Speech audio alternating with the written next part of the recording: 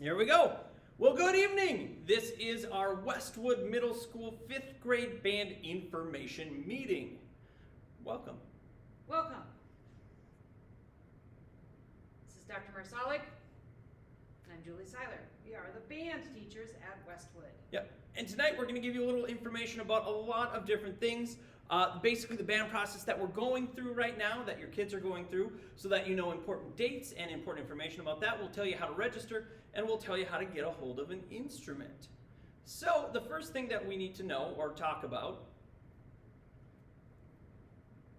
is how music works here at Westwood. In 5th grade, kids get to take band starting in 2nd trimester. We'll start in December, and what will happen is they will come out to band and they'll have a 30-minute lesson with like instruments once a week. So for example, all clarinets. Or all of the trumpets. Or all the flutes. Indeed. And that will occur from December until about May. In May, what we'll do is we'll meet as a large group, the entire band, so everybody gets a chance to hear the other instrument parts. And then at the end of May, May 31st this year, we'll have our first concert, which seems like a long way away, but the kids will learn a lot in just a little amount of time. And so we do ask that your child, they sign up for 5th grade band, they make a full year commitment. We really want them to start from when they start in December all the way through the end of the school year in May of 2024. Yes, because right away at the beginning it's going to be fun, but it is work. It takes self-discipline and tenacity to play an instrument well. And music, instrumental music specifically, is one of those very few things that teaches kids those skills. So we're very, very fortunate to be doing that. By the way, if you can't read this slideshow is right next to this video on our website, so you can look at that on your own as well. This is our timeline for the fall and for the year, basically. Right now, September through November, kids are going through instrument tryouts, where they're coming down to the band room and they're trying woodwind instruments and brass instruments, and just to get a feel for them so that when the time comes to decide whether they want to do band and what instrument to play, they have an informed choice and they can make an intelligent conversation with you. We are filling out a form to say, hey, your kid is doing, pretty natural at this instrument and not at this instrument. We'll get to that form later. You want to do it now? Yeah, we'll do it now. We're getting right Yeah, to it's it. like the second to last slide. Okay. So, there it was. is. Yeah. So, there is this form, and really what it is it's a little bit of each instrument, and so they get to try to make a sound on each instrument. And what we do is we grade them on a scale of 1 to 5. 5 being the best, hey, this is a really natural fit for you. You'd probably be successful at playing this instrument. 1 being, oh, you need to, it would be a challenge for you to play. We're not saying you can't play it. We're just saying, hey, you might have to work a little harder to be successful at this instrument based on what we saw when you were trying those instruments. And it's kind of natural when the kids come and try instruments. If they get a great sound right away immediately, they're usually naturally drawn to that instrument. So after they've tried the woodwinds and tried the brass, and by the way, we're recording this today on Tuesday, October 17th, and it is during conferences at Westwood, and so we're just making the recording so that everybody has access to it on our band website. So we're about almost a third of the way, or a little over half of the way through our tryouts, and then we'll be going through that process, and we'll bump back to that in a minute. So if your child has not tried the instruments yet, don't worry. We haven't gotten to their class yet. We'll get a chance to do that. And we'll finish that up in early November. Kids that are interested in percussion, we'll also hear them in November as well. And then registration for band opens on November 10th. It's a Friday. And so we need to get through all of the kids first before we open up registration, because we want everyone to make an informed choice. So this paper that you see on the screen, and you will also have access to this PowerPoint, and then if it's backwards in the recording, you can view it later. It has all their scores on it, how they did on the woodwinds, how they did on the brass, and then we ask your child, hey, what's your first choice? What did you like the most of all the instruments you played, your second choice, your third? And then we also rank them on the band director side. Most times it's the same. Not always, but most times it's the same. Yep, and sometimes even if your kid maybe got a 3 on an instrument, but that's their first choice, we might agree with them, because we oftentimes find that if a kid is excited about an instrument, they are going to work harder and put that, that extra work in to make sure that they do well and are successful at that instrument. Because our main goal is student success with this, because playing an instrument isn't always easy, and we want our kids to be fired up about making music in that way. Just a note about this, there's one spot that says singing up here. That spot is because we want kids who play instruments like the French horn, which is right below that one, to have a good ear. So that singing score directly relates to whether or not we think your child might be successful at the French horn. So if they have 5s across and then like a 2 in singing, we might give them a 3 on the French horn, just because you have to have a really good ear to be successful on the French horn. And this paper, it's an actual physical paper. We are going to mail it home and or email it home so that you can see that as well. Once everybody in 5th grade band that wants to try instruments has a chance to try it. Yes, indeed. Scroll back up. All right, so when it comes to playing an instrument, it is a lot of fun, but it also is responsibility. Like we were saying earlier, instrumental music is one of those few things that helps teach kids some really great responsibility. Of course, band is a year-long commitment. We want kids to commit to the entire year because, like we said, sometimes it'll be easy, sometimes it'll be exciting, sometimes you get to a snag or a hard part where, hey, oh, this is kind of work now. But you want to push through that because it gets more fun once you get past those hard work parts.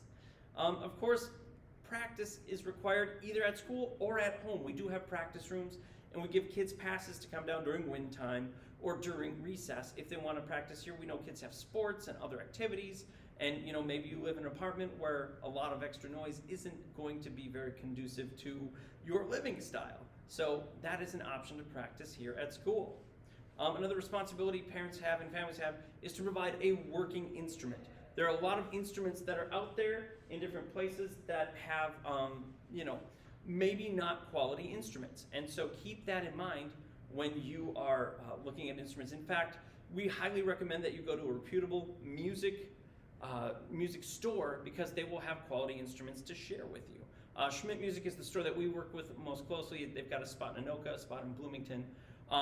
If you're going to look for instruments off places like the internet, like Marketplace or eBay or Amazon, we highly recommend that you send us the link before you purchase it, because there are a lot of instruments out there that we call stencils or copies of real instruments that have poor quality that will in fact not help your kid be successful because the metal is so cheap that they can't be used or repaired.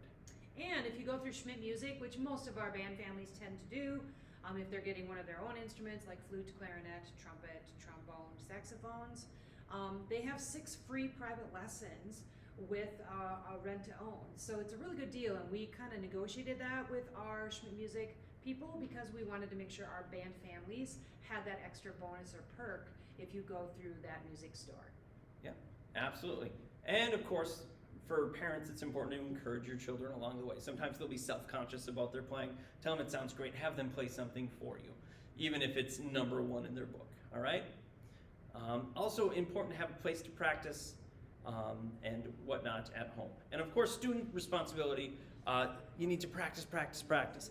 A little bit of practice every day is really important. At the beginning, I would say 5 to 10 minutes a day, every day is what we want to do for practice. And as you get better at your instrument, longer times, 10 to 20 minutes, 20 to 30 minutes, maybe by the end of the year. A lot of times parents, if the kid doesn't practice for an hour, they're like, you're not practicing enough. No, we want a little bit at a time at the beginning. And in fact, at the beginning, you might only see them playing on their mouthpiece or their head joint or whatever it might be, because these muscles need to develop before you do that. So a little bit of practice every day will build the skill. Now, that is better than a lot of practice on one day, and a lot of practice on one day obviously is better than no practice at all. And band in 5th grade is during the school day. We get that question a lot. Yes. It is during the school day. It is with like instrument groups like flutes come together, clarinets, like Dr. Marsac said earlier, to start the year. And as we progress through the school year, they develop into what we call big band, where they mixed instruments and we get into an ensemble.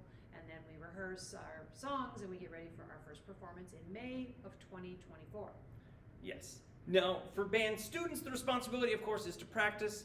Remember, we want to commit to a full year of band because it's going to get harder, it's going to get easier. We want you to see it through and give yourself a chance. And then, of course, you need to make sure that your instrument is in good working order.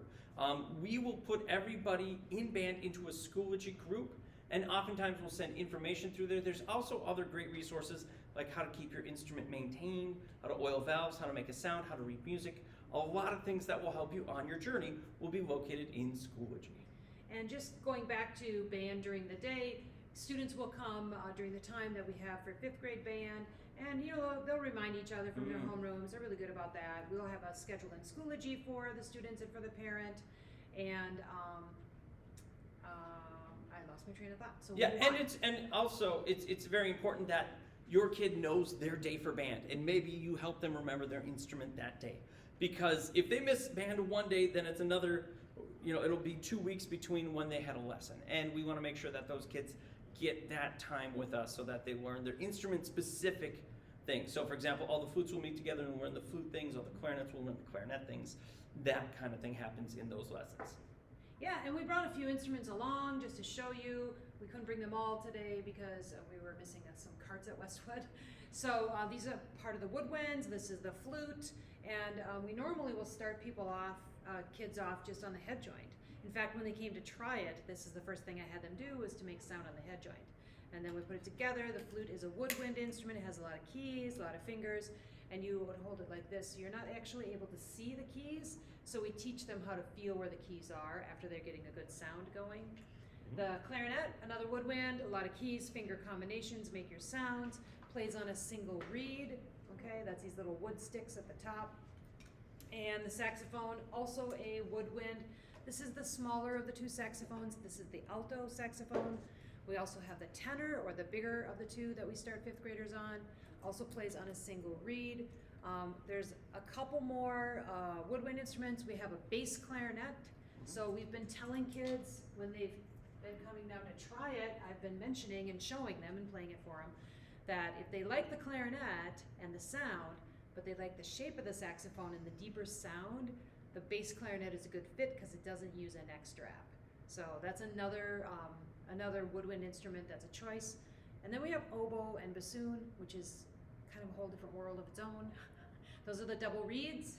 And we do recommend that if kids start on oboe or bassoon, that they really do try to get a private teacher outside of school. It is really its own little world for the double reed family. Yes. That brings us to the brass instruments. Brass instruments make a sound using a mouthpiece and vibrating your lips like this. It creates a sound, which goes into the instrument.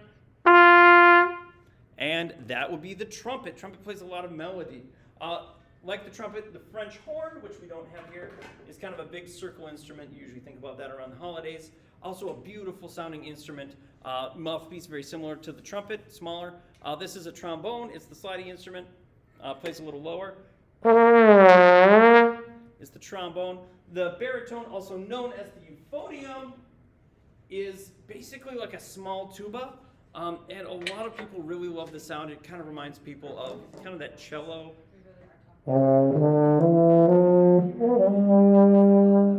This would be the baritone. The tuba is a bigger version of this, so if you or your child have a lot of air and a lot of personality usually, and want to be a little more one of a kind, tuba is a very, very important instrument in the band. It's a little bigger than this. Now, when it comes to some instruments, and maybe we'll jump to that slide in a minute. Yeah, we can jump to the instrument. Maybe after. Should we talk about percussion first? Instrumentation. We can talk about this. Yeah. So what we're asking your kids to do is come up with a first, second, and third choice instrument. Part of the reason is because in a band, we can't have 80 flutes and 1 tuba. It's not going to sound good. We have to have a good balance of all instruments. And oftentimes kids are like, oh, I really want to play this instrument, and they're like really on fire for an instrument. And sometimes they're like, I can play this instrument or that instrument. And so sometimes if that happens, we might say, oh, we've got a lot of alto saxes. Would you consider the tenor saxophone? It's your second choice. And a lot of times kids are like, yeah, which helps us give a nice even balance for our sound in the band so that the entire band can sound fantastic when we play. So hopefully your kids are ready to choose a first, second, and third choice. All right. Okay, we talked about the woodwinds. Yeah. We talked about the brass. We should Talk talk about about the percussion. Yeah. So the percussion family, we don't have those instruments here, obviously, because we are in a different space than our band rooms, but it encompasses a ton of instruments, right? So you have your, a lot of times kids will come and say, and we've had this already with the triads, I want to play that drum.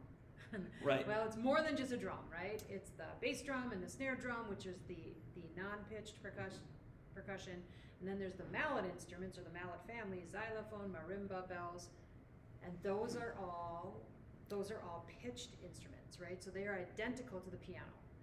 So if your child plays piano, has taken piano lessons, they will get priority over other students that have not played them if they're interested in percussion during our percussion auditions. And remember, our goal is student success. What we find is kids that don't have that piano background really struggle with those mallets and feel behind, because most of our percussionists will have that piano background and play them naturally, because the mallet instruments, it's basically the piano, but instead of pressing the buttons with your finger, you hit them with a mallet. Yep. And so oftentimes kids think, oh, I'm going to play drum set. And typically in band, we don't have drum set. Later on, when kids join jazz band, that's when drum set happens. But usually kids are just thinking, oh, I want to rock on drum set. And that's not necessarily concert band that we do. There's a lot of self-discipline and really kind of self-direction that happens in the percussion section. So we oftentimes look at kids who are, great students and leaders in their classes, along with those kids that have that piano background,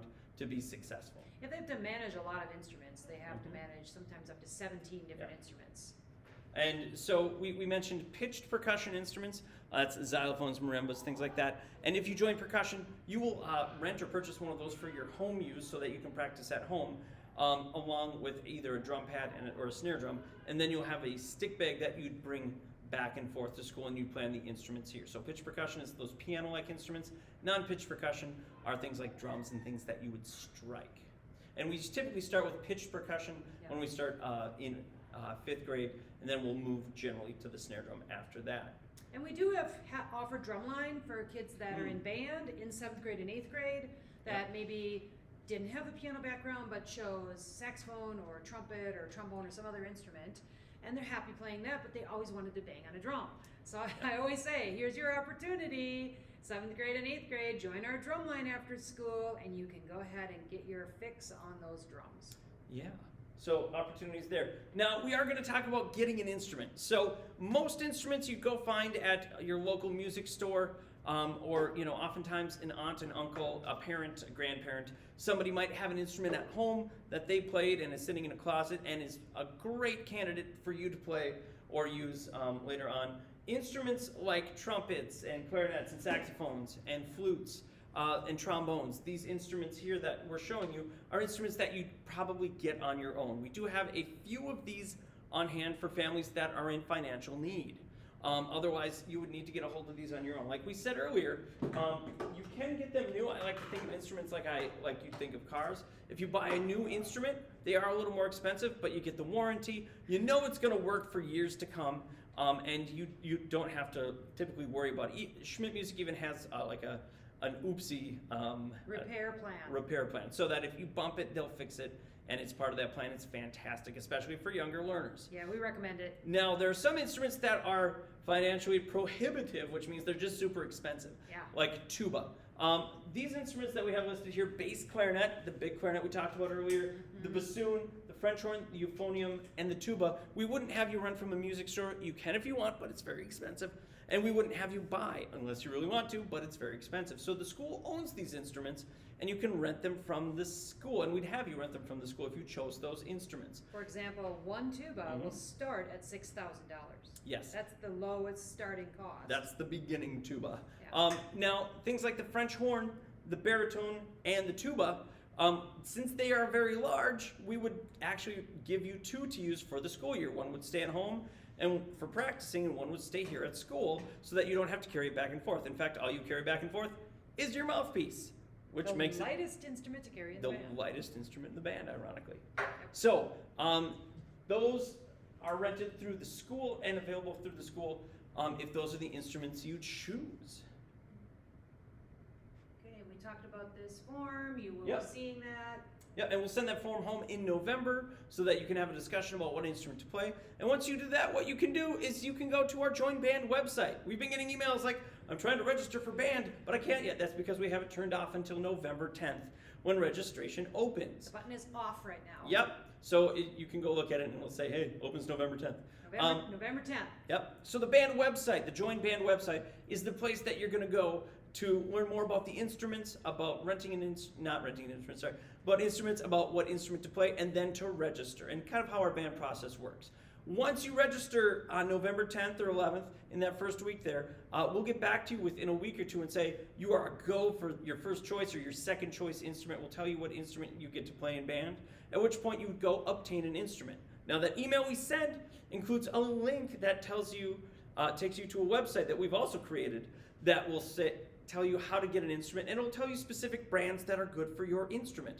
So if you play the trombone, it'll say, hey, these 8 brands we'd highly recommend, and it will show you where you can get an instrument or, things like that. Once again, if you're going to obtain an instrument via like Facebook Marketplace or a used instrument spot somewhere, please send us the links first, email it to us. We will take a look at it and say, hey, this looks like a good catch, or like, oh no, avoid, that's not a good instrument.